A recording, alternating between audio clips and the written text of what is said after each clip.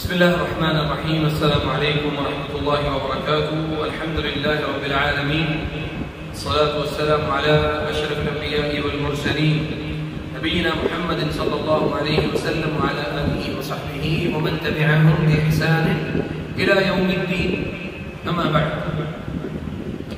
دعا حزب البحر، اس حوالے سے میں نے ایک ویڈیو جو ہے وہ اپلوڈ کی تھی اور بہت زیادہ لوگوں نے اس کے اوپر تنقید کی کہ آپ اہل حدیث ہیں، اس لیے آپ حزب البحر کی جو ہے نا وہ اس دعا کو آپ مانتے نہیں ہیں. بہت سارے کمنٹس تھے اور کچھ لوگوں نے تو یہاں تک کمنٹس کر دیے کہ بھئی آپ اہل حدیث فرقے کو پروموٹ کرنے کی بات کر رہے ہیں، یا آپ جو ہے وہ یعنی اس حوالے سے آپ ایک خاص مکتبہ فکر سے آپ کا تعلق ہے، اس لیے آپ حزب البحر کی شرعی حیثیت کے اوپر جو ہے نا وہ آپ نے بات کی.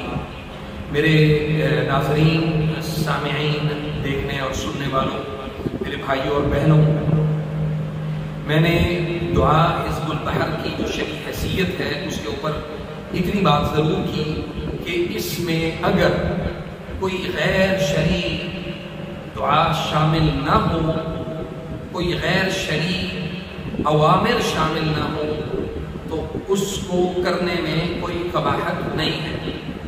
ہاں، اس کے مقابلے میں جو بات ہے وہ دراصل یہ ہے کہ آپ کو چاہیے کہ سب سے پہلے اطیع اللہ و اطیع الرسول اس کی بات ہم کریں. اگر کسی کا کوئی اپنا ذاتی مجرب ہے تو اس میں شرک شامل نہ ہو تو اس دعا کرنے میں کوئی قباحت نہیں ہے.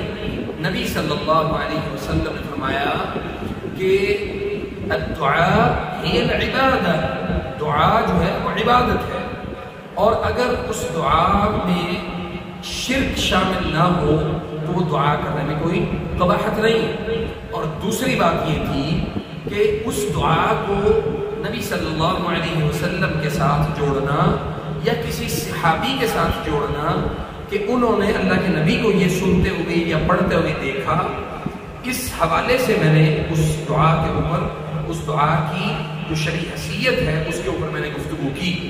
اللہ تعالیٰ ہمیں سمجھ کی توفیق عطا فرمائے. جو کام نبی صلی اللہ علیہ وسلم نے کرنے کا حکم نہیں دیا اس کو اختیار کرنا، یہی چیز تو بدعت ہے. اور نبی صلی اللہ علیہ وسلم نے فرمایا کل بدعت ضلالہ الضلالۃ فی النار، ہر جو بدعت ہے وہ گمراہی ہے اور ہر گمراہی جہنم میں لے جانے کا سبب ہے. اگر ہم اس طرح کے اعمال کر کے اللہ کی خوشنودی حاصل کرنا چاہیں جس کے اوپر مہر نبوت نہیں ہے، وہ کام، وہ عمل، وہ محنت، وہ مشقت سب کی سب بیکار ہے. یہ ہمارا نقطہ نظر ہے اور یہی نقطہ نظر ہر مسلمان کا ہونا چاہیے.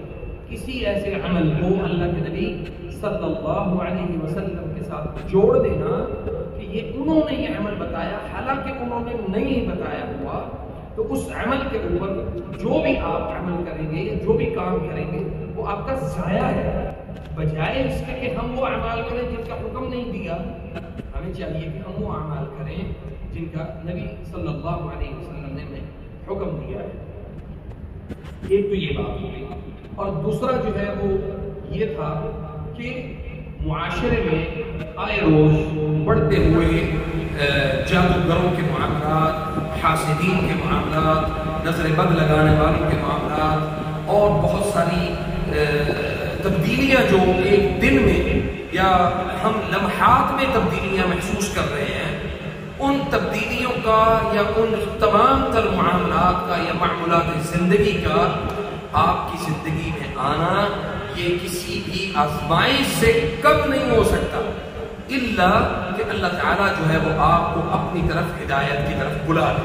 جب اللہ تعالیٰ نے کسی کو ہدایت کی طرف بلانا ہو تو اللہ رب العزت کہتے ہیں قرآن کریم میں کہ اللہ یہدی من یشاء الی صراط مستقیم، کہ اللہ تعالیٰ جسے چاہتا ہے ہدایت کے راستے کی طرف، یعنی صحیح اور سیدھے راستے کی طرف اللہ تعالیٰ اس کی رہنمائی کر دیتا ہے، اللہ اس کو بلا لیتا ہے. اب ہمارے ہاں لوگوں کا عجیب معاملہ ہے کہ اگر کوئی قرآن اور سنت کی اور نبی صلی اللہ علیہ وسلم کے فہم اور ان کے منہج کی بات کرے تو اس کے اوپر آپ فوراً جو ہے وہ فتویٰ لگا دیتے ہیں کہ جی اپنے معاملات کے اوپر یا اپنے مکتبہ فکر کے اوپر یا اپنے مسلک کی جو بات ہے اس کو پروموٹ کرنے کے لیے. مسلک ہمارا وہی ہے جو اللہ کے نبی صلی اللہ علیہ وسلم کا تھا. مسلک ہمارا وہی ہے جو صحابہ اکرام رضوان اللہ تعالی علیہم اجمعین کا تھا. مسلک ہمارا وہی ہے جو سلف صالحین کا تھا. اس سے آپ کو اندازہ ہو جانا چاہیے کہ قرآن و سنت کی بات کو زیادہ اپنے قریب محسوس کرنے والا اور قرآن و سنت کی بات کے علاوہ جو بات ہے اس کو یعنی قابل قبول نہ کرنے والا، دونوں میں فرق ہے. اور اسی طرح نبی صلی اللہ علیہ وسلم نے جو ہمیں حکم دیا کہ کل بدعت ضلالہ الضلالۃ فی النار. کل بدعت کا معنی واضح ہے کہ ہر وہ بدعت یعنی ہر وہ نیا کام جو دین میں ایجاد کر کے داخل کر دیا جائے وہ ضلالت ہے، گمراہی، اس میں خیر نہیں ہے. اللہ رب العزت ہمیں عمل کی توفیق عطا فرمائے. حزب البحر کی جو شرعی حیثیت ہے اس کو مزید نکھار کے آپ کے سامنے انشاءاللہ تعالی میں پیش کروں گا. اللہ تعالیٰ آپ سب کو جزائے خیر دے.